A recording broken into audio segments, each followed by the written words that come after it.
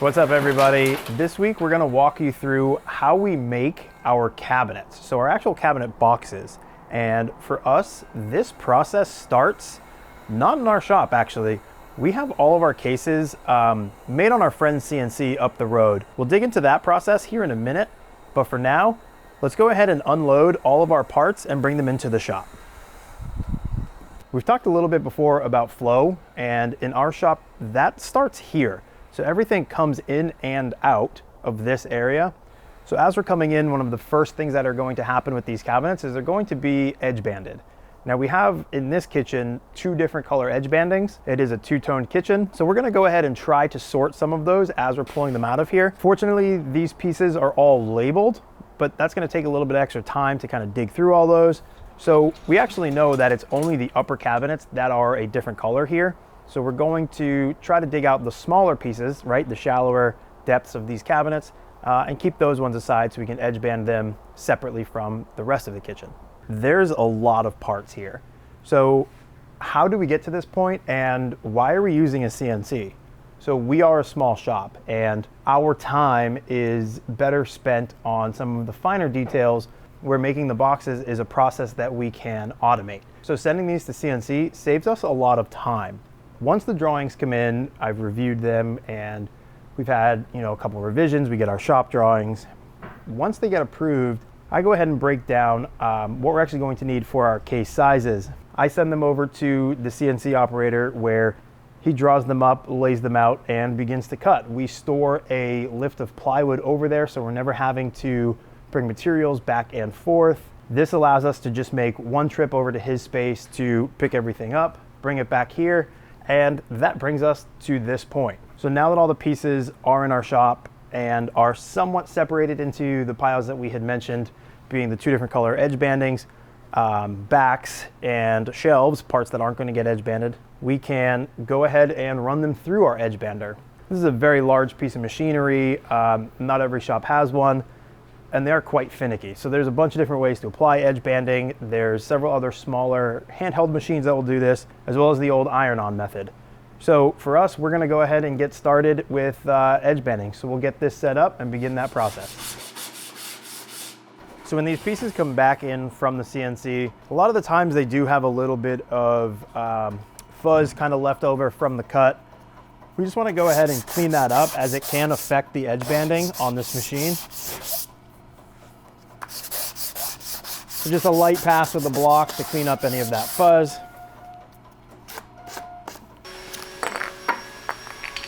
He goes in for the close-up and I biff it, huh? Ready to feed our edge banding. We got all our settings set up for this and we're ready to go. So I like to give it just another pass just to make sure the edge is clean. I also always like to make my pieces go through the machine face up. The way that the trimmers work is they come down. Every once in a while, it will catch the edge of your board and cause some tear out.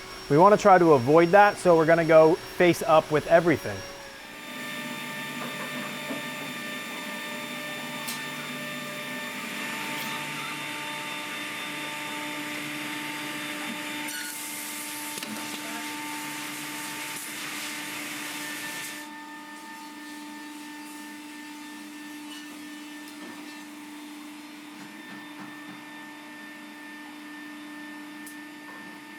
Now with all our pieces edge banding, we're gonna start to assemble our cases, clean them up.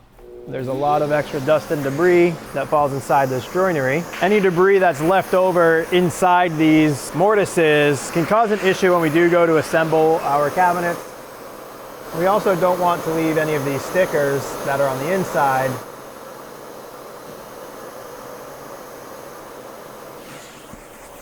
Swiping off that residue from the stickers with a little bit of denatured alcohol. Because we do have our cabinet parts made on the CNC, we're able to use a hidden mortise and tenon for our joinery. The side panels will typically get the mortise, this groove that is channeled into our pieces, and our tops, bottoms, and fixed shelves will get this tenon. This allows these pieces to marry together, and it creates a nice structural seam for us to screw into and provides additional support for the cabinet itself. Now we can begin to assemble our case. First, we're gonna want to clean up any residual glue that we might have from the edge bander on these sides that are going to be butt up next to our cases. This extra glue will actually push us off, not allowing us to have a tight seam. We want to make sure that we're keeping our chisels flat so we're not changing that profile. And then going back and hitting it with a sanding block if necessary. Whatever grit you want. This here is 150 just because it was what was on the shelf. At this point, I'm not going to worry about any of the residual glue from the edge banding. I'm going to get the case assembled before I come back and clean that up. I want to make sure that I'm keeping my edge banded faces together and making sure that they're flush as we screw in this cabinet. Come around this side. When I'm screwing my cases together, I like to flip my cabinet upside down. That allows me to keep the faces that are on the same plane together. It makes adjusting and lining those up a little bit easier for me. And you can see why is on the back here, our top and bottom panels are actually shorter than the sides of the cabinet so that our back panel can overlay the top and bottom pieces. I also like to overhang it a little bit so that I can feel to make sure that my pieces are flush, as well as throwing down some cardboard or a blanket so that I'm not scratching the edge banding of the surface I'm working on. Whenever you're screwing into the edges of a plywood or MDF, or anything for that matter, you're always going to want to pre-drill. You want to make sure you're keeping your pieces lined up when you are pre-drilling, and then again when you are actually putting in the fastener, making sure that your pieces are flush. We're going to go ahead and pre-drill the rest of the way up. Another thing that we have done on CNC is we have all of our holes pre-drilled. This just helps make quick work of lining up and drilling all the way up and across our pieces.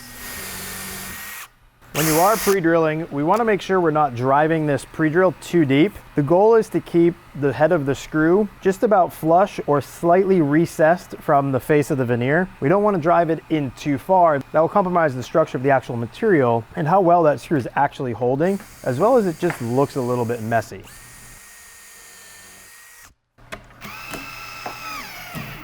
I think this is how we get Ian.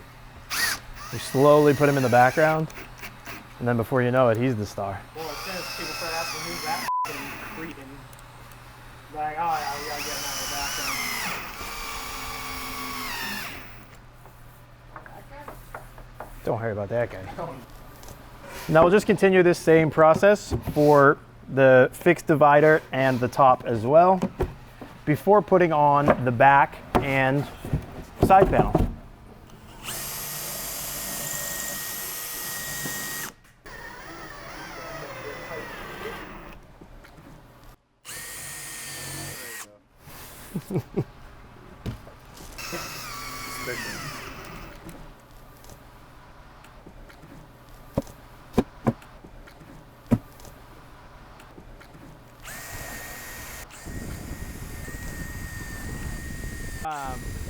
On it earlier. I need to cut my nails.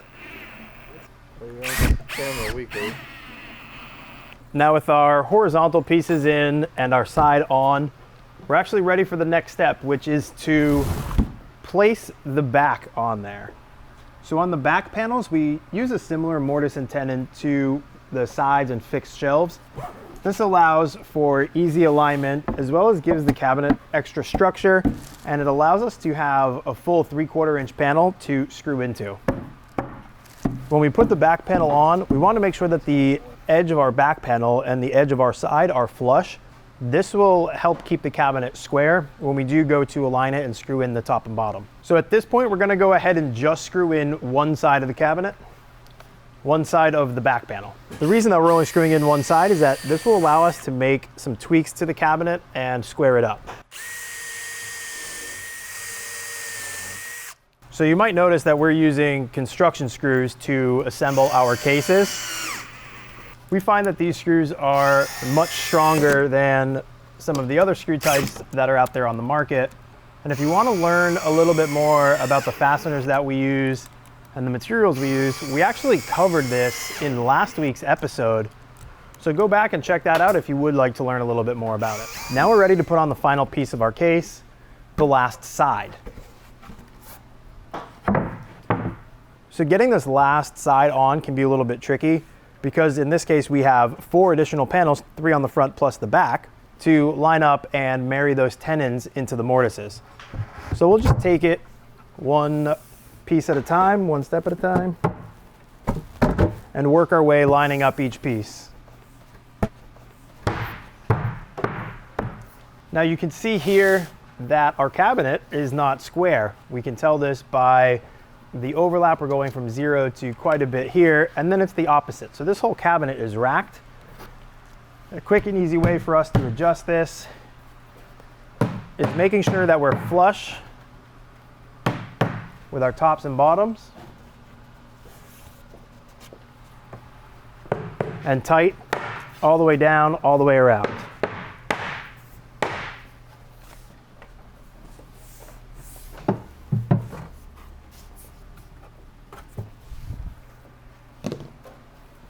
Before we start screwing these in, we can even check to make sure that our cabinet is square and that we're good to go. To keep our cabinet square, I'm going to start with the back edge that's already screwed into the back that's screwed into the rest of the cabinet. This will help minimize any movement as we're working around the cabinet, screwing the rest together.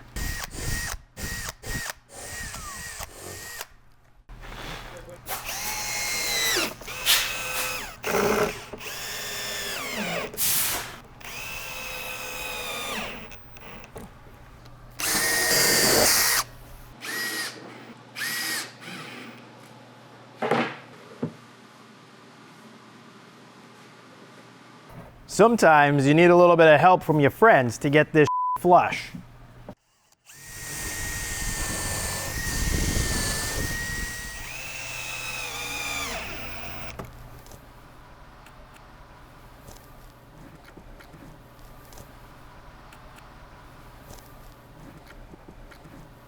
With the cabinet case itself assembled, there's only one last step, and that's to add these. These are actually just small cleats that we like to put on the bottom, or in some cases the top, of our cabinet. This is just really to protect this bottom lip.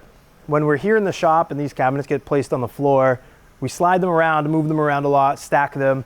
We want to make sure that we're not causing any extra damage to the cases, causing us to have to go back and rework the cabinet. So we'll just add these as a bit of a precaution.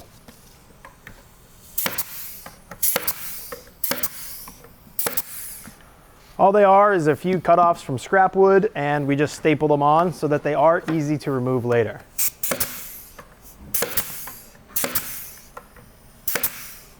People are going to eat me alive for not wearing glasses. Safety contacts. With our cleats installed, we now have our fully assembled cabinet case. This box is now ready to be joined with the other cases in that particular run, as well as fitted for doors and drawers. We can also go ahead and clean up some of this edging now that the cabinet's assembled. Making sure that my chisel here is burr free, so I'm not digging into anything, not scratching anything. You want to make sure that you're not only cleaning up the insides of your case, but you're also going to want to clean up the outside, because a lot of these cabinets are going to be screwed together. You do want them to fit nicely. Now, the next step would be to break these edges, but you don't want to break the outside edges, because remember, when those cabinets do join together, you do want a nice tight seam. You don't want any kind of rolled edge in there, unless of course it is an intentional detail that you're putting into the project. So with just some fine 220 sandpaper, just a very light roll of that edge. Again, so we're not catching a finger, getting any kind of paper cut like injuries. We don't want to have any of that edge banding hanging over so that we're liable to catch something on it and rip that edge banding out.